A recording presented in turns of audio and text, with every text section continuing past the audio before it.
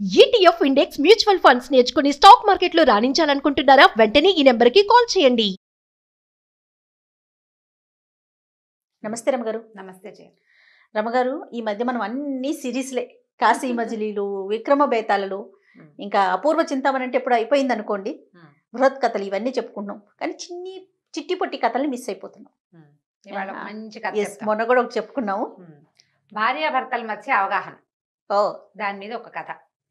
జనరల్గా భార్యాభర్తలు ఒకే మాట మీద ఉండటం, ఒకళ్ళ ఉద్దేశాన్ని ఒకళ్ళు గౌరవించడం కొంచెం తక్కువగా కనిపిస్తుంది జయ కదా.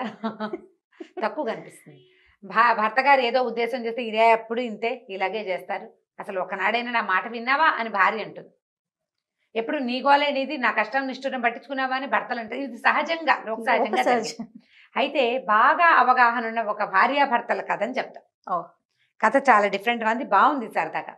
దీన్ని చిన్నగా బ్రీఫ్గా 5-3 నిమిషాల్లో చెప్పేయచ్చు, పావుగంట కూడా చెప్పుకోవచ్చు. మనం పావుగంట చెప్దాం ఇవాళ. ఒక ఊళ్ళో ఓ రంగమ్మ రామయ్య అని భార్యాభర్త ఉన్నారు. కొంచెం కొత్త పేర్లు పెట్టండి రమగారు. పల్లెటూరు వాళ్ళ కథ కదా మరి. రాజేష్ అలాంటి పేర్లు ఎలా చెప్తాం? పల్లెటూరు వాడి పేరు రాజేష్ అని చెప్పలేకపోతాం కదా, అందుకని ఇదే చెప్దాం, ఇదే కరెక్ట్. సరే. రంగమ్మ రామయ్య. అయితే ఏంటంటే వీళ్ళిద్దరూ చాలా అన్యోన్యంగా ఉండేవాళ్ళు. ఏదో చిన్న సంసారం, వాళ్ళ రకంగా వాళ్ళు జీవించేవాళ్ళు. అయితే ఏంటంటే కొంచెం మంచి మాట చెప్పడం, సానుకూలంగా మాట్లాడడం వాళ్ళ బంధ. ఆ ఊళ్ళో ఏ భార్యాభర్తలు కొట్టుకున్నా వీళ్ళిద్దరే కాస్త మాట్లాడి, అబ్బాయితో ఆయన, అమ్మాయితో ఈవిడ మాట్లాడి చక్కగా సానుకూలపరిచేవాళ్ళు. భార్యాభర్తల తగాదాలు ఉండేవి కదా వాళ్ళ చుట్టుపక్కల. ఎవరైనా కొట్టుకున్నా ఏదో మంచి మాటలు చెప్పేవాళ్ళు ఉన్నంతలో. అయితే ఆ ఊరు రాజుగారు, ఆ జమీందారికి వీళ్ళ సంగతి తెలుసు. రాజుగారే, జమీందారు అన్నది రాజుగారు. వీళ్ళ సంగతి తెలుసుకున్నాడు ఆయన. ఇంతలో ఏమైందంటే అప్పట్లో ఏం జరిగేవి, వస్తు మార్పిడులు జరిగేవి. అవును. వస్తు మార్పిడి అంటే ఇప్పుడు ఏదైనా కొనుక్కోవాలంటే వస్తు మార్పిడి అప్పుడే కాదు, నాకు వచ్చిన రోజుల్లో కూడా మల్లెపూలకి వాటికి బియ్యము, ఒడ్లు అలాంటివి ఇచ్చేవాళ్ళం. కేవలం బియ్యం వరకే పరిమితం అయ్యేది కదా రమగారు, అంతకు మించి మార్పిడి జరిగేది ఏదో మినుములు కదండి. అదే పండిన వస్తువు, అంతే.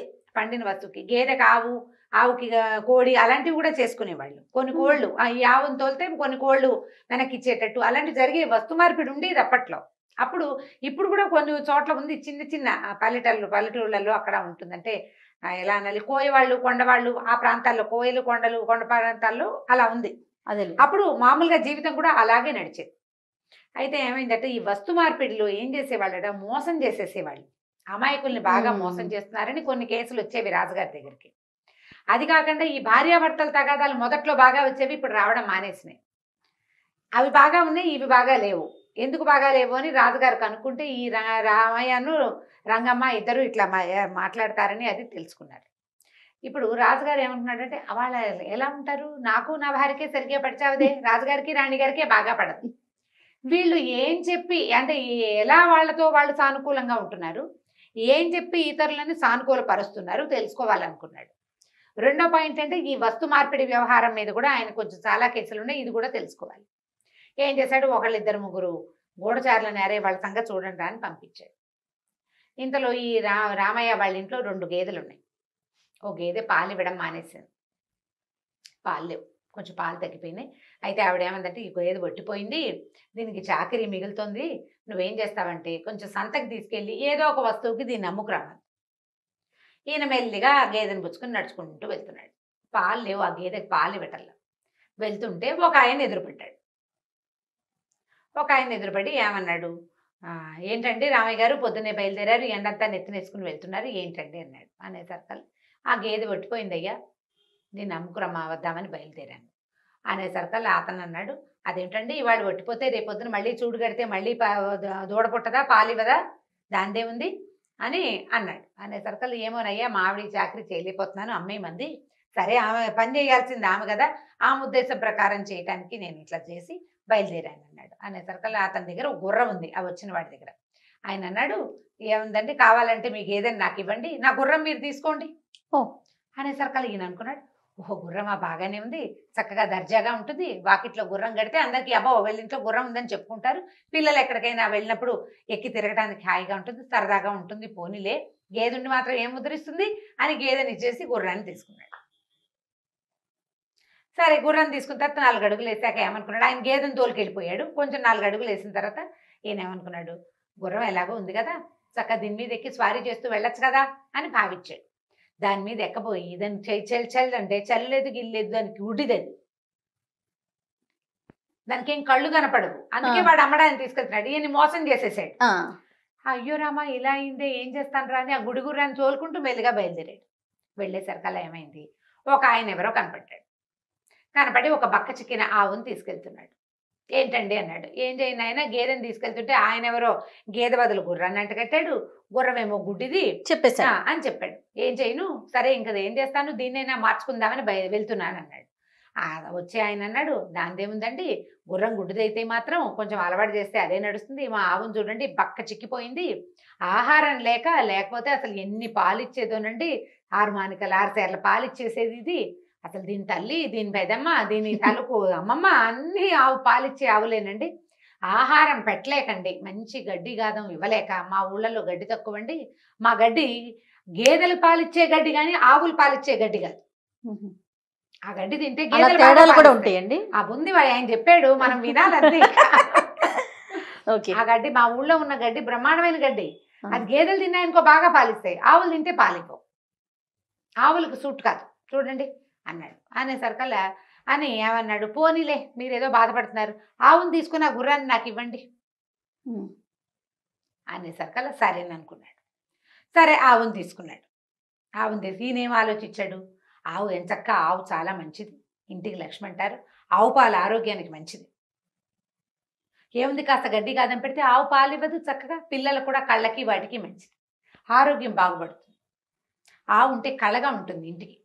4 ఆలోచించుకున్నాడు. రేపొద్దున ఆవు గనక గేదె 2 దూడలు పెట్టింది అనుకో, ఒకటి కోడి దూడ అయింది అనుకో, అందులో చక్కగా ఎద్దు వ్యవసాయానికి పనిచేస్తుంది, లేదా గిత్త వ్యవసాయానికి పనిచేస్తుంది, బండి కొనుక్కోవచ్చు, బోల్డ్ ఆలోచించుకున్నాడు. ఆవుకి పిల్లలు పుడితే కూడా, పైగా దీనికి మంచి పాలసారు ఉంది, పాలసారు అంటే చాలు, పాల చాలు ఉంది, వీళ్ళ అమ్మమ్మ పెద్దమ్మ అని బాగా పాలిచ్చేవే, ఇది మాత్రం ఇవ్వకపోతుందా, పోనీలే బాగానే ఉందని ఆవును తీసుకున్నాడు. సరే 4 అడుగులు వేసాక ఏమనుకున్నాడు, పాపం ఆవు దీనంగా ఉంది, బక్కగా ఉంది, ఓపిక లేదు, కాస్త 4 గడ్డి పరకలు పెరుకొచ్చి దీనికి పెడదామని ఏం చేశాడు, పక్కన ఉన్న చేలో పోయి అంత గడ్డి పీకొచ్చాడు. పీకొచ్చి సరదాగా దానికి పెట్టపోయాడు. తీరా చూస్తే తింటలా ఆవు దీనంగా చూస్తుంది బడికేసి. ఎందుకు తింటలేదా అని దాన్ని నోరు తీసి చూస్తే ఆవుకు పళ్ళు లేవు, అందుకే అది తినక బక్క చిక్కిపోయింది. ఏం చేయాలి మరి, ఇప్పుడు ఆవును మార్చుకోవాలి. మళ్ళీ నడుస్తుంటే ఒకడు మంచి బలిసి అంత ఉంది మేక, ఆ మేకను పుచ్చుకొని నడుస్తూ కనిపించాడు. అప్పటికే ఈయన కొంచెం విసుగ్గా ఉంది. ఇప్పుడు 3 మార్పిళ్ళు అయినాయి కదా, సరే ఏమైంది, ఏమిటండి ఆవును పుచ్చుకొని బయలుదేరారు, ఏమిటి అది మాట్లాడుకున్నారు.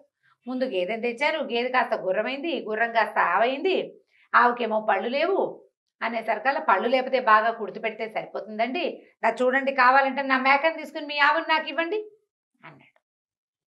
అనేసరికి మేక బాగానే ఉంది. ఈయన ఏమనుకున్నాడు, ఓహో మేకపాలు చాలా మంచి ఔషధ గుణాలు ఉన్నాయి మేకకి, మేకపాలు కొన్ని అనారోగ్యాలు ఇస్తాయి.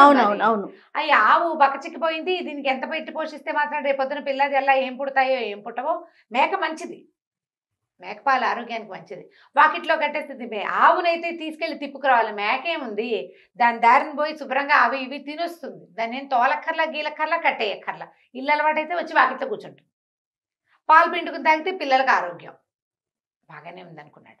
ఆ మేకను పుచ్చుకున్నాడు. అప్పటికి ఎండెక్కింది. ఆ మేకను పుచ్చుకొని ముందుకెళ్తున్నాడు. పుచ్చుకునేసరికల్లా ఏమైంది, ఇంతలో ఒకడు మంచి కోడి పుంజుని పుచ్చుకెళ్తున్నాడు.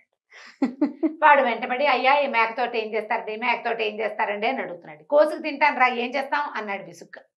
మేకను ఏం చేస్తారు, అదే కదా అల్టిమేట్గా జరిగేది.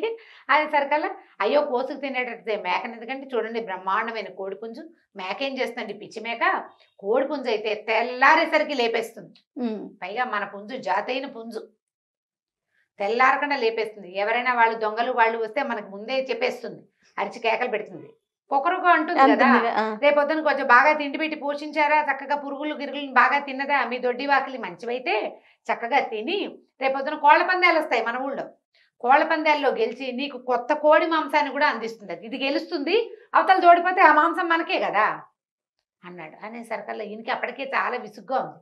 సరేలే మేకని తీసుకుని కోడిని తీసుకున్నాడు. కోడిని తీసుకుని సరే ఏమనుకున్నాడు, బాగానే ఉంది, కోడిపుంజు చక్కగా వాకిట్లో ఉంటే ఆ పెట్టలు ఈ పెట్టలు వాకిట్లోకి తిరుగుతాయి. కోడిపుంజుని చోట పెట్టలు ఎలాగూ చేరతాయి కదా.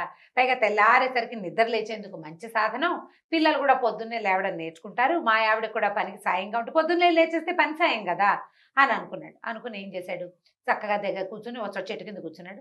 ఈ కోడిని దగ్గర కూర్చుని ప్రేమగా దాన్ని నిమురుతుంటే దాన్ని కూయో మొర్రో అంటుంది. ఏమిట్రా తీరా చూస్తే అది వారం క్రితమో ఎప్పుడో కోళ్ల పందెంలోనే ఉంది. లోపలన్నీ కత్తిగాట్లే దాని ఒంటి నిండా అన్ని గాయాలే, వాసన వస్తుంది. అయ్యో అనుకున్నాడు, అయ్యో ఇదేమిటి ఇలా అయింది. ఇంతలో ఒక ఆయన వచ్చాడు ఆ దారి వెంబడి. ఏమిటో ఈ కోడిని కోసుకోవడానికి తీసుకెళ్తున్నావా అన్నాడు. ఎప్పటికీ ఈయనకి విసుగొచ్చేసింది రామయ్యకి. అవునండి అన్నాడు. ఎంతకి ఇస్తావు ఏమి ఇస్తావు అంటే ₹1 ఇచ్చి తీసుకోమన్నాడు. ఆయన ₹1 ఇచ్చి కోడిని తీసుకుపోయాడు. అప్పటికి మిట్ట మధ్య మండిపోతుంది. పొద్దున అంత గంజి తాగొచ్చాడు. ఏదో 2 గంటల్లో అయిపోతుంది, ఇన్ని గంటలు పట్టింది, తిరుగుతూనే ఉన్నాడు, ఏమీ పని అవ్వల. ఏమనుకున్నాడు, ఇంకా ఆకలిస్తోంది, నా వల్ల కాదని అనుకుని అక్కడ ఒక పూటకోళ్ళమ్మ జంగిడి పెట్టుకుని ఉంటుంది. ఆ ₹1 ఇచ్చి అన్నం తీసుకున్నాడు. పప్పు కూర కాస్తంత పాయసం ఓ చారు గిన్నె ఇచ్చింది. అవి పుచ్చుకొని బయటకు వచ్చేసరికల్లా ఒక ముష్టివాడు ఎదురుపడ్డాడు. బాబు 3 రోజులైందండి అన్నం తిని, అసలే పుట్టెడు జ్వరము, ఏదో కషాయం వేరు మాత్రం ఏదో వేసుకున్నాను, కడుపులో కాలిపోతుంది, అన్నం పెట్టే దిక్కులేదు నాయన, బాబు ఒక ముద్ద అన్నం పెట్టబా అన్నాడు. నేను కనిపించింది, నేను శుభ్రంగా గంజి తాగా. ఇంటికి వెళ్తే బెల్లం ఏదో అన్నం పెడుతుంది, రోజు అన్నం తింటూనే ఉన్నాం. పగలే కదా అన్నం తినంది, ఒక పూట డొక్క మాడితే ఏమవుతుంది, పొట్టకి మంచిదే. పాపం వీడు అనారోగ్యంగా ఉన్నాడు, 3 రోజులైంది, అన్నం తిని మొహము కనపడుతోంది, మందు కూడా వేసుకున్నాను అంటున్నాడు. పోనీ లేని ఆకెత్తి వాడి చేతులు పెట్టాడు. వాడు కాస్త అన్నం తినేసాడు. ఈయన కాళ్ళు ఈడ్చుకుంటూ ఇల్లు చేరాడు. చీకటి పడింది. భార్య దూరం నుంచి చూసింది, గబగబా ఎదురొచ్చింది. ఏమయ్యా వచ్చావా, పగలల్లా తిరిగావు, ఎటా వచ్చావో, కాళ్ళు కడుక్కోరా, ఒక చెంబు నీళ్ళు పోసుకో అని మంచినీళ్ళు అందించింది. కాళ్ళు కడుక్కున్నాడు. సరే అటు ఇటు చూస్తే పిల్లలు పడుకున్నారు. అప్పటికే పడుకున్నాడు. వాళ్ళ పిల్లలు పడుకునేసరికల్లా సరే లోపలికి వచ్చాడు. ఏం చేసుకొచ్చావు అని అడిగేసరికల్లా సరే ఏమన్నాడు, కాదే ముందే వెళ్తుంటేను గుర్రం కనపడింది, గుర్రానికి మార్చాను అన్నాడు. పోనీలే మంచిదే, ఎంచక్కా వాకిట్లో కట్టేస్తే దర్జాగా ఉంటుంది, పిల్లలు తిరుగుతారని. పిల్లలు తిరుగుతారంటే సరే అక్కడి నుంచి ఆ గుర్రాన్ని ఒక ఆవుకు మార్చంటే, ఆవే ఎంచక్కగా ఆవు పాలైతే ఎంత మంచిదో, ఇంట్లో వాకిట్లో ఆవు ఉంటే చాలా మంచిది. లక్ష్మీదేవి ఎంచక్క ఆవు పేడని పేడకల్లాపి చల్లుకోవచ్చు. ఆవు పేడ చాలా మంచిది, మన మొక్క మూడుకి వేసుకుంటే శుభ్రంగా పూతకాయ బాగా వస్తుందయ్యా, ఆవు అయితే మరీ మంచిదే. సర్కల్ అక్కడితో ఆవునేమో మేకకి మార్చాను అన్నాడు. మేక మంచిదేనయ్యా, మేక పెంటుకలు కూడా ఎంత బలమో నేలకి, పైగా మేకపాలు చాలా ఆరోగ్యం, చాలా అనేసరికి ఇంకెక్కడ మేక, ఆ మేకను తీసుకెళ్ళి ఏం చేసి కోడికి మార్చాను. కోడికి మార్చాబా అంది. సరే మరి కోడేది అంటే, కోడిని కూడా ఏం చేశాను, అన్నానికి మార్చేసుకున్నాను. కోడిని ₹1కి మార్చి అన్నం తిన్నాడు. పోనీలే కడుపు నిండా అన్నం తిన్నావు కదా, మధ్యాహ్నం వేళ అసలు ఈ పూట నీకేం పెట్టలేదు, పొద్దున గంజి తాగెళ్ళావు, ఎప్పటికి రాలేదు, అన్నమైనా తిన్నావో లేదో అని చాలా బెంగెట్టుకున్నానయ్యా, అన్నం తిన్నావు కదా పోనీలే అని. ఎక్కడ తిన్నాను అన్నం, ఎవరో ముష్టివాడు ఎదురొచ్చాడే, అక్కడి నుంచి పాపం వాడు 3 రోజులయ్యి అన్నం తినలేదుట, చాలా బాధేసింది, అందుకని ఇచ్చేసాను. పోనీలే నాయన మంచి పని చేసావంది వాళ్ళ ఆవిడ. మంచి పని చేసావు. మా నాన్న వాకిట్లోకి ఎవరైనా అన్నానికి వస్తే అన్నం పెట్టాలి అనేవాడు, అన్నం పెట్టకపోతే ఆయనకి నచ్చేది కాదు, చక్కగా మామకు తగిన అల్లుడివి నువ్వు, బంగారు కొండలాగా, వాడు ఎవరికో ఏముంది అన్నం, ఇంటికి వచ్చావు, ఇప్పుడు 2 ముద్దలు అన్నం తింటే సరిపోయే, 3 రోజుల నుంచి అన్నం లేని వాడికి అన్నం ఇచ్చావు, చాలా మంచి పని చేసావులే, లేలే అన్నం పెడతాను నీకు. ఇద్దరు కంచాలు పెట్టుకుని అన్నం తిన్నారు. భోజనాలు చేసేస్తే తెల్లవారు లేచి వాకిలి తలుపు తీసేసరికల్లా వాకిట్లో ఒక బ్రహ్మాండమైన పంచకళ్యాణి గుర్రం ఉందట. దాని పక్కన నున్నగా నిగనగలాడుతున్న ఒక కపిల గోవు, దాని పక్కన ఒక బాగా బలిసిన ఒక మేకపోతు, ఆ పక్కన చక్కగా బంగారపు రంగులో చక్కగా ఉన్న ఇంతెత్తునున్న ఒక కోడి, ఓ పళ్ళెంలో ఇన్ని వజ్రాలు, ₹1 పెట్టున్నాయి. ఆశ్చర్యపోయారు వాళ్ళు. అవన్నీ ఎలా వచ్చినాయో తెలియలే. చుట్టుపక్కల ఎవరిని అడిగినా మావి కాదన్నారు. ఎవరో తెచ్చి అక్కడ పెట్టారు. ఆ దేశపు రాజుగారే పెట్టారని వాళ్ళకి ఎప్పటికీ తెలియలే. వాళ్ళు ఆ గుర్రాన్ని వాడుకున్నారు, ఆ ఆవు పాలు తీసుకుని వాడుకున్నారు, ఆ మేకను ఉంచుకున్నారు, ఆ కోడి వాళ్ళ ఇంట్లోనే ఉంది, ఆ వజ్రాలు ఆ ₹1 వాళ్ళకి ఉపయోగపడాయి శాశ్వతంగా. దేనివల్ల ఇది జరిగి ఉండాలి? మంచితనం, సానుకూల దృక్పథం వల్ల. అంతే. ఇప్పుడు మంచిగా ఆలోచించటం. ఆయన ఏదో చేసుకొచ్చాడు, ఆమె చూడండి ఆమె నానా తిట్లు తిట్టాలి లెక్క ప్రకారం. మొదటి నుంచి తిట్టద్దు, ఒక్కొక్క పనికి 4-5 తిట్లు చొప్పున 456 తిట్లు బహుశా తిట్టవలసింది. కలియుగం కాదు కదా రమ్మగారు. కలియుగంలోనే ఇది. కలియుగంలోనేనా? ఆ. ఓ. కలియుగంలోనే.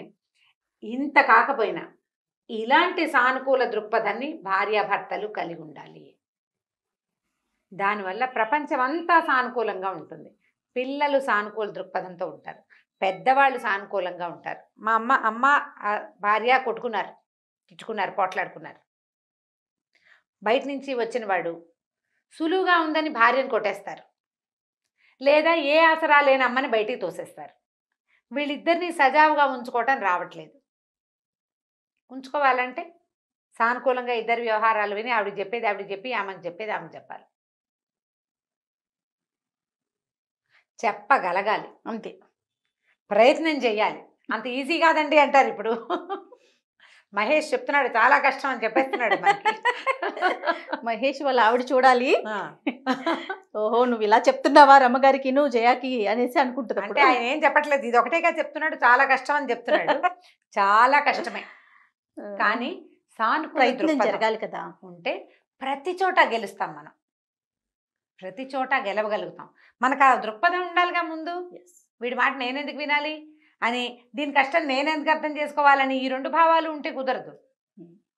వీళ్ళతో కలిసి ఉండాలి, సర్దుకుందాం. చిన్న చిన్న వాటికి సర్దుకోవచ్చు, పెద్ద వాటికి సర్దుకోలేకపోతాం అనుకో, పోనీను చిన్న వాటికి సర్దుకోవచ్చు కదా, ట్రై చేయాలి. బాగుంది కదా కథ? చాలా బాగుంది రమ్మగారు. మగవాళ్ళందరికి ఎంత నచ్చిద్దో కానీ చాలా బాగుంది. రైట్ రమ్మగారు, నమస్తే. నమస్తే జయ. ఈ వీడియో కనుక మీకు నచ్చినట్లయితే లైక్ చేయండి, షేర్ చేయండి. మరిన్ని ఇంట్రెస్టింగ్ వీడియోస్ కోసం మా ఛానల్ని సబ్స్క్రైబ్ చేసుకోండి.